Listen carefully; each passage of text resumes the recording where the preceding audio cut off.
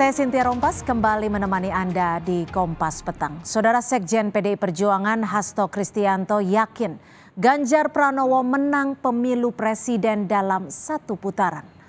Hasto menyebut PDI Perjuangan dan parpol pendukung Ganjar Pranowo menyiapkan strategi untuk memenangkan Ganjar Pranowo dalam satu putaran. Hasto juga menyatakan pemilu satu putaran juga menjadi harapan rakyat.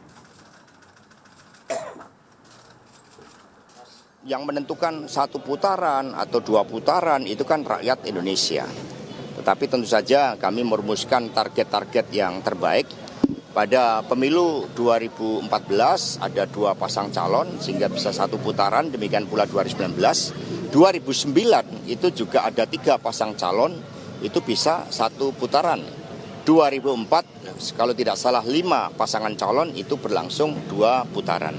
Sehingga di dalam desain pemenangan tentu saja kami menyiapkan suatu strategi yang terbaik yang intinya menempatkan rakyat sebagai pemegang kedaulatan tertinggi di dalam menentukan mau satu putaran atau 2 putaran. Sementara itu, PAN tidak yakin pemilu presiden akan berlangsung dalam satu putaran karena Pilpres diikuti lebih dari 2 pasang capres dan cawapres. Dan hingga saat ini, elektabilitas baca pres di sejumlah lembaga survei tidak ada yang mencapai lebih dari 50%. Saat ini dari hasil survei elektabilitas lembaga-lembaga survei menyatakan bahwa tidak ada bakal calon presiden yang memiliki nilai elektabilitas di atas 50%. Meskipun nanti ada pasangannya, akan sangat sulit apabila ada calon presiden yang memiliki nilai elektabilitas di atas 50%. Oleh karena itu, perlu ada putaran kedua. PDI Perjuangan dan partai politik pendukung Ganjar yakin bisa menang Pilpres dalam satu putaran. Mungkinkah ini terjadi saat Pilpres kemungkinan diikuti lebih dari 2 pasang capres dan cawapres? Kami bahas bersama Ketua DPP PDI Perjuangan Jarod Saiful Hidayat, Wakil Ketua Umum PAN Yandri Susanto, dan Direktur Carta Politika Yunarto Wijaya. Selamat sore, terima kasih sudah bergabung bersama kami di Kompas Petang. Selamat sore. Selamat sore, saya akan ke PDI Perjuangan terlebih dahulu. Pak Jarod, ini keyakinannya dari mana bisa memenangkan Ganjar di satu putaran? Kan pesertanya saat ini aja yang sudah mencuat sudah ada 3 nama. Ya, jadi PDI Perjuangan akan berjuang maksimal supaya Pilpres ini bisa berjalan dengan satu putaran. Ada beberapa aspek, ada beberapa dasar mengapa kita harus berjuang Pilpres itu bisa satu putaran, Cynthia. Pemilu 2024 itu ada 204,8 juta, jadi banyak banget. Kemudian TPS-nya itu 820.161 TPS. Untuk putaran pertama, ya KPU itu sudah menganggarkan 64 triliun. Sedangkan sampai dengan 2 putaran, pemerintah bersama KPU sudah menganggarkan 76 triliun.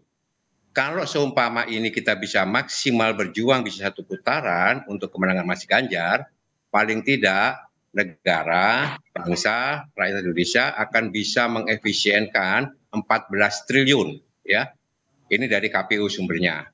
Yang kedua, dari stabilitas politik, kalau satu putaran itu lebih cepat untuk pemulihannya, sehingga kita mendukung pemulihan juga percepatan untuk stabilitas ekonomi. Ya. Dengan cara seperti itu maka kita bisa mempercepat apa yang sudah diletakkan oleh Pak Jokowi. Kalau kepastian satu putaran Pak Ganjar Pranowo bisa memenangkan ya di dalam Pilpres ini. Itu. Jadi ini bukan hanya untuk Pak Ganjar Pranowo, tapi untuk kepentingan bangsa dan negara. Oke, jadi dengan membawa nama keinginan rakyat dan kepentingan bangsa dan negara seperti itu ya Pak Jarod ya. Yang kedua itu, kemudian ini Bang Yandri ya, Bang Yandri sudah dengar tidak pembicaraan Pak Jokowi dengan Bang Jul ketika KTT G20 di India, gitu ya. Jadi ini kita juga sebetulnya pemerintah, ya kita semua bangsa Indonesia itu menginginkan 1 kali putaran. Oke. Saya pikir semua partai itu juga menginginkan 1 putaran selesai. Baik. Pdi Perjuangan tidak peduli nih Cynthia, itu 2 pasang calon, 3 pasang calon, bahkan 4 pasang calon, tapi tim pemenangan nasional itu sudah melakukan rapat-rapat koordinasi pemenangan dan strategi supaya bagaimana Pak Ganjar Pranowo bisa menang 1 putaran. Baik, saya langsung ke Pak Yandri. Pak Yandri, ini PDI yakin betul kayaknya. Gimana dari tim pemenangan Prabowo Subianto? Punya keyakinan yang sama atau justru bersiap untuk 2 putaran?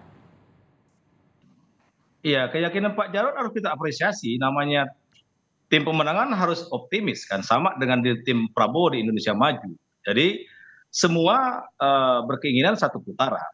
Misalnya Pak Prabowo, apalagi kalau dari beberapa lembaga survei, kalau misalkan head to head itu Pak Prabowo selalu menang. Apakah itu melawan Ganjar atau melawan Anies. Nah, memang tinggal skenario sekarang. Kalau 2 pasang, pasti otomatis 1 putaran. Tapi kalau tetap 3 pasang, kemungkinan itu ada, tapi kecil. Lebih besar ada 2 putaran. Nah, oleh karena itu sama di tim kami di Indonesia Maju nanti malam juga akan kumpul para ketua umum parpol dan timnya Pak Prabowo di Golkar dalam rangka juga memastikan bahwa mesin yang kami gerakan ini dalam rangka juga untuk menentukan Pak Prabowo apakah 1 putaran itu bisa kami rebut, ya alhamdulillah. Tapi kalaupun 2 putaran kami pun siap. Tinggal skenario bagaimana, Cynthia. Oleh karena itu optimisme Pak Jarod dan kawan-kawan ya kita hargai sebagai sebuah kontestasi demokrasi. Memang harus gembira. Tidak boleh bahwa ini kita ragu-ragu, tidak boleh. Tinggal kita memang menampilkan bahwa calon kita yang terbaik. Semua calon baik, yang terbaik yang kita ambil. Nah, oleh karena itu dalam kontestasi demokrasi yang sebentar lagi akan kita hadapi ini, terutama Pilpres, saya meyakini semua kandidat, apakah itu Prabowo, Ganjar, Anies, maunya menang. Nah, itu mau menang yang terhormat. Jadi semuanya sebenarnya maunya 1 putaran gitu ya Pak Yandri ya? Oh iya, sama. Pak Prabowo juga Oke, baik, saya lihat perspektif dari Mas Toto. Mas Toto. Iya, Mas Toto, kalau dari perspektif. Jadi kalau 1 putaran itu lebih hebat. Oke, saya ke Mas Toto. Mas Toto, mungkin tidak semuanya pingin 1 putaran, tapi semuanya juga pingin memenangkan 50% suara. Menurut Anda mungkin tidak? Ya, sebetulnya masih sangat mungkin ya, dengan catatan memang kalau berdasarkan hasil survei terkini ada 2 pasang saja. Dan memang itu kan belum bisa dipastikan bahwa 3 pasang. Sekarang seakan-akan memang akan ada 3 pasang. Karena misalnya sudah ada deklarasi Anies dengan Caimin yang memang sudah memenuhi syarat threshold. Tapi misalnya di koalisi itu pun kita kan belum tahu apakah sampai pendaftaran KPU sudah bisa dipastikan mereka akan tetap sesuai dengan deklarasinya. Belum lagi berbicara mengenai koalisi Ganjar dengan koalisi Pak Prabowo yang sampai sekarang wakilnya pun belum jelas. Jadi bisa saja kalau berbicara kemungkinan politik yang tidak pernah kotak tapi selalu bulat itu, misal kalau mau spekulasi, kalau Ganjar dengan Prabowo bergabung kan kemudian bisa jadi 2 pasangan. Atau paling ekstrim lagi jangan-jangan bisa 1 pasangan, aturannya berubah lagi misalnya ya. Tetapi kalau bicara berdasarkan apa yang tampak saat ini, kalau betul akan ada 3 pasang, dan kemudian berdasarkan survei yang ada, memang sulit untuk kemudian berbicara dalam sisa waktu yang ada, membaca tren, kemudian ada salah satu pasangan yang bisa mendapatkan angka di atas 50%. Tapi yang saya coba baca kan sebetulnya adalah simpel saja, bahwa kita harus pisahkan bagaimana membaca situasi elektoral secara realistis dengan bagaimana membangun optimisme di dalam tim internal ataupun terhadap konstituen. Tadi kan terbaca ya, kalau kita lihat apa yang diungkapkan Mas Jarod dengan Bang Yandri ya sama. Kalau ditanya keinginan, tentu saja mau pasangan yang 4 atau 3, pengennya menang 1 putaran. Karena kemudian hemat biaya, lalu kemudian hemat juga faktor psikologis, dan kemudian memang buat kebutuhan negara pun itu akan lebih baik dari sisi finansial ataupun psikologi politik. Baik, saya akan kembali ke Pak Jarod. Lalu bagaimana caranya dari tim pemenangan ini untuk memenangkan Ganjar di 1 putaran? Padahal kan elektabilitasnya sampai saat ini juga belum 50%. Ya, survei itu kan baru dilakukan pada bulan ini ya. Dan survei itu sangat dinamis ya. Kami Pak Ganjar Pranowo dari sisi personal itu, sisi track record itu bisa diterima oleh masyarakat Indonesia. 1, beliau itu lebih muda. Yang kedua, ada ikatan historis dan ideologis dengan Pak Jokowi. Dan begitu. 3, staminanya bagus. integritasnya juga. Maka tim pemenangan ini sekarang sudah turun ke bawah, ketuk pintu, turun ke rakyat untuk bisa menyampaikan, mensosialisasikan Pak Ganjar Pranowo. Karena Pak Ganjar Pranowo ini kan baru efektif kampanye sekitar 6-8 bulan. Sedangkan Pak Prabowo kan sudah 15 tahun, Cynthia ya. Jadi kita harus kejar itu. Kemudian supaya masyarakat juga punya pilihan, dia punya kedaulatan ya, bahwa kalau memilih pemimpin itu lihat track record-nya seperti apa, rekam jejaknya seperti apa, pengalamannya seperti apa, apakah beliau mampu untuk mempercepat apa yang sudah diletakkan oleh Pak Jokowi. Saya pikir dan komunikasi Pak Ganjar itu bagus. Sehingga sekarang Pak Ganjar itu lagi aktif, nanti akan turun ke bawah sekaligus kita membuat konsolidasi yang lebih solid di tim pemenangan nasional. Cynthia, untuk Pilpres itu yang ditonjolkan itu sebetulnya sosok.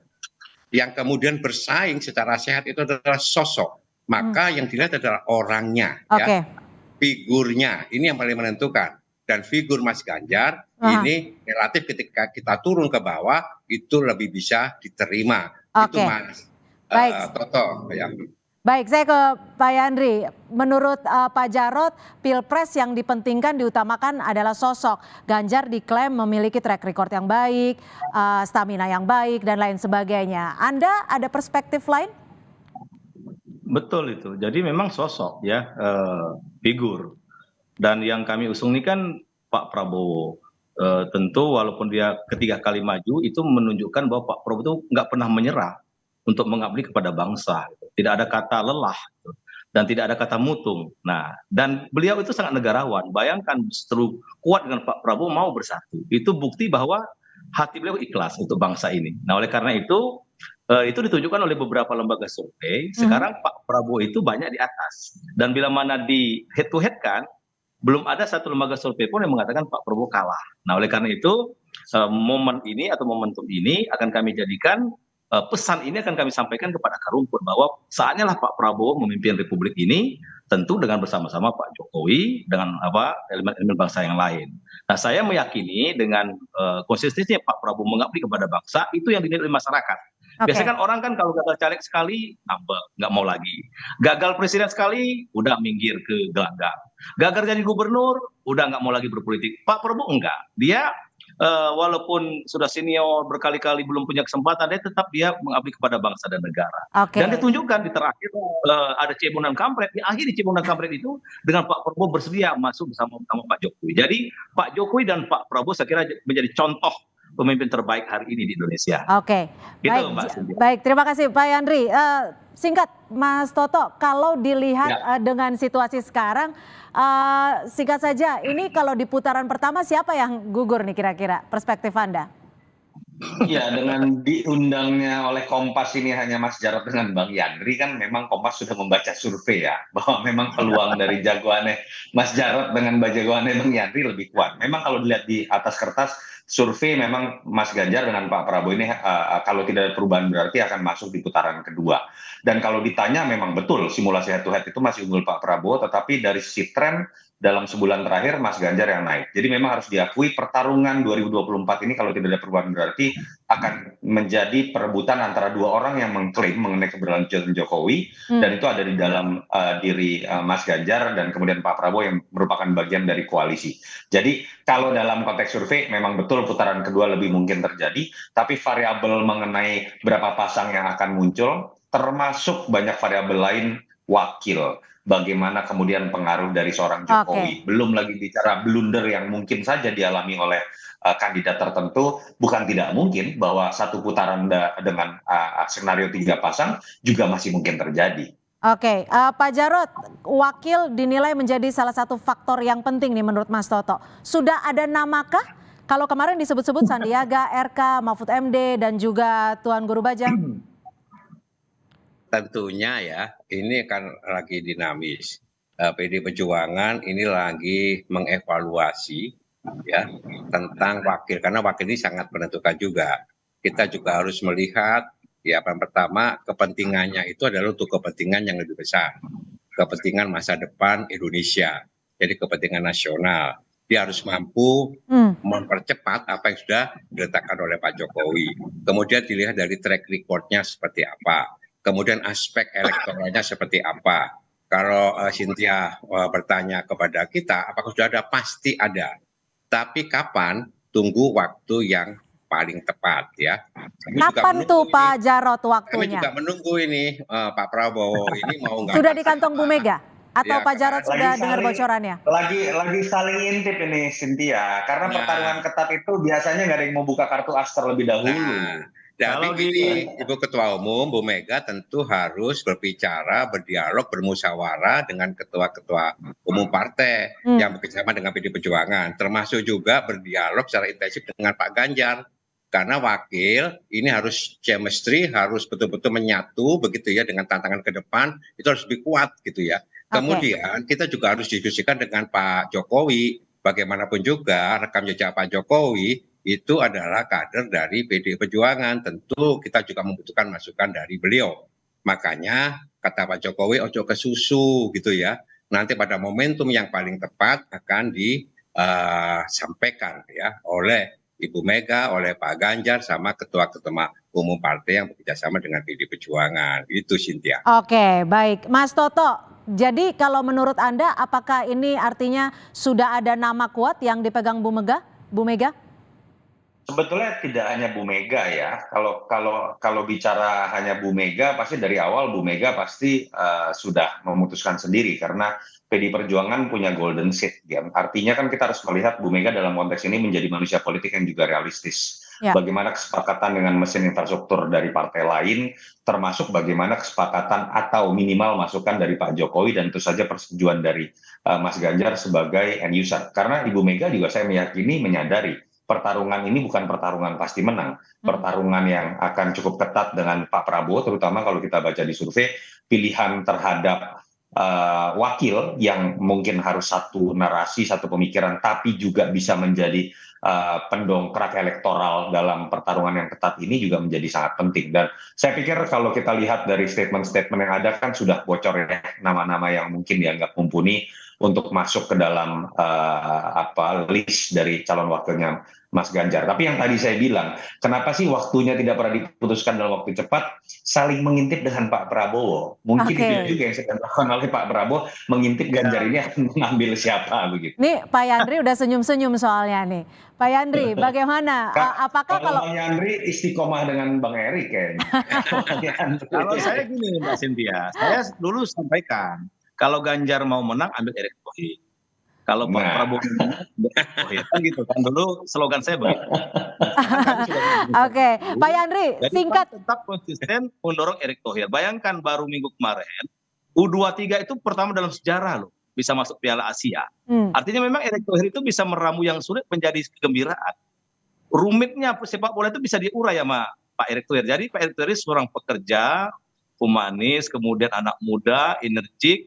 Ya saya kira itu sesuatu bagi Pak Prabowo. Dan insya Allah ini akan kami bahas secara mufakat di Koalisi Indonesia Maju dengan Gerindra, Golkar, PBB, kemudian Gelora, tentu ya sekali lagi juga pasti ada dialog dengan Pak Jokowi. Nah oleh karena itu ya kita tunggu siapa yang duluan nih, Pak Prabowo yang ngomongkan cawapres atau Pak Ganjar kan? Kita akan saling tunggu. Pas tadi ini persaingan Pak Ganjar dengan Pak Prabowo ini, insya Allah ini. Tapi tetap bersahabat sebagai anak bangsa. Baik. Ya kan? Artinya ini juga yang nanti akan menentukan 1 putaran atau 2 putaran gitu ya Pak Yandri. Terima kasih. Ya, bisa. Baik, terima kasih untuk Ketua DPP PDI Perjuangan Pak Jarod Saiful Hidayat dan juga Wakil Ketua Umum PAN Pak Yandri Susanto dan juga Mas Yunarto Wijaya, Direktur Carta Politika sudah bergabung bersama kami di Kompas Petang. Selamat sore. Makasih Mas Jarod, Bang Yandri.